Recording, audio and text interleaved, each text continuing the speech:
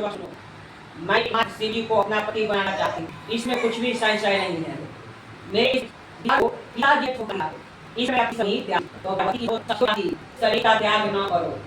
चलो किसी ऐसे वन में चले जहाँ पिता को पता न लगे। ऐसी सलाह का तुम वैसे वन में जा पहुंची, उधर तुम्हारे पिता घर घर तुम्हें खोजने लगे, दूतों द्वारा भी खबर लेने लगे, कौन देवता या किरण मेरी पुत्री को हर ले गया। उन्होंने मन ही मन में कहा कि मैं तो नारद जी के आगे प्रतिज्ञा कर चुका हूँ कि अपनी पुत्री भगवान विष्णु को दूंगा। ऐसा सोचते सोचते भगवान मूर्छित हो गए और गिरिराज मूर्छित देखकर सब लोग हाहाकार करते दौड़ पड़े। जब होश हुआ तो सब पूछने लगे कि गिरिराज आप अपना मूर्छा का कारण बताइए। भगवान ने कहा आप लोग मेरे दुख के कारण सुने, ना मालूम कौन मेरी कन्या को हर ले गया है। ऐसा नहीं हुआ है तो उसे किसी काले सांप ने काट लिया या सिंह खा गए। हाय हाय मेरी बेटी कहाँ गई, किसी दुष्ट ने मेरी पुत्र को मार डाला। ऐसा कहकर वे वायु के झोंके से कांपते हुए वृक्ष के समान कांपने लगे।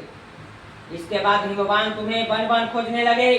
वह वन सिंह, भालू, हिंसक जंतुओं से भरा भयानक हो रहा था।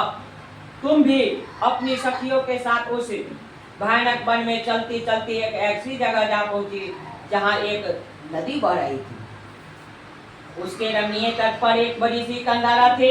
तूने उसे कंडारा में आश्रम बना लिया और मेरी बालू की एक प्रतिमा बनाकर अपनी सखियों के साथ निराहार रहकर मेरी आराधना करने लगी। जब भाद्रपद शुक्ल पक्ष की हर्ष तृतीया तिथि प्राप्त हुई तो तूने मेरा विधिवत पूजन किया और रात भर जागरण कर गीत व्याधि से मुझे प्रसन्न करने में बिताया। उस व्रत के प्रभाव से मेरा आसन डगमगा उठा, जिससे मैं तत्काल उसी मेरे तथास्तु कहकर कैलाश पर्वत पर वापस आने पर तूने वह प्रतिमा नदी में प्रवाहित कर दी और सखियों के साथ उस महाव्रत का पारण किया। भगवान भी तब तक उस वन में तुम्हें खोजते खोजते आ पहुंचे और चारों दिशाओं में तुम्हारी खोज करते करते व्याकुल हो चुके थे, इसलिए तुम्हारे आश्रम के समीप पहुंचते ही गिर पड़े। थोड़ी देर बाद उन्होंने नदी के तट पर दो कन्याओं को सोते हुए देखा।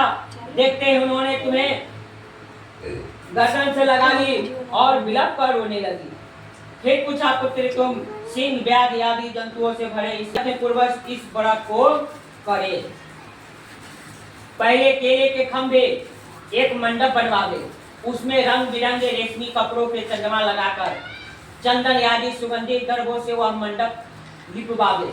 फिर शंख, भेरी, मृदंग आदि बाजा बजाते हुए बहुत से लोग एकचित्त होकर तरह तरह के मंगलाचार करते हुए उस मंडप में पार्वती तथा शिव जी की प्रतिमा स्थापित करें। उस रोज दिन भर उपवास कर बहुत से सुगंधित फूल, गंध, मनोहर नाना प्रकार के नैवेद्य, नारंगी, सुपारी, जमीरी, नींबू इसे इकट्ठा कर ले और फिर उस जो ऋतु फल में मिल सके या फूल में मिल सके विशेष करके रखे।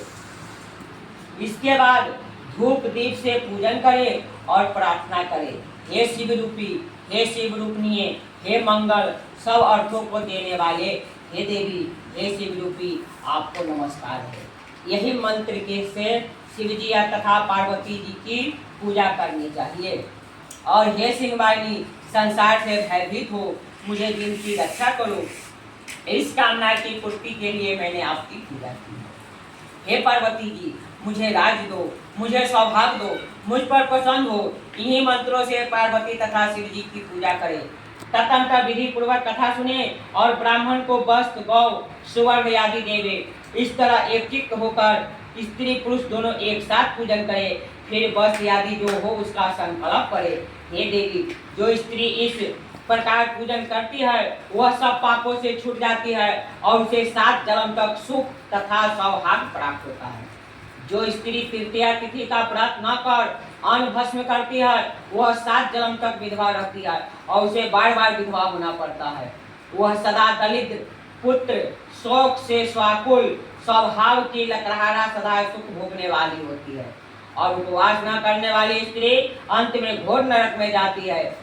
मांसाहारी करने से बाघिन, दही खाने से बिल्ली, मिठाई खाने से चींटी और कुछ खाने से मक्खी होती है। और उस रोज तीज को अन्न खाने से सुगरी, फल खाने से बंदरिया, पानी पीने से जोग, दूध पीने से सांपनी, उस रोज सोने से अजगरी और मुर्गी होती है।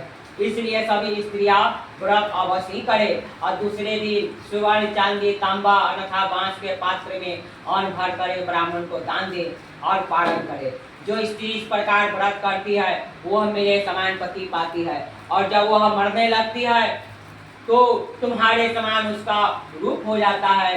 उसे सब प्रकार के सांसारिक भोग और सार्वजनिक मुक्ति मिल जाती है। इस हरितालिका की व्रत कथा मात्र सुन लेने से प्राणियों को 1000 अश्वमेध और सैकड़ों भाजपा यह करने का फल प्राप्त होता है।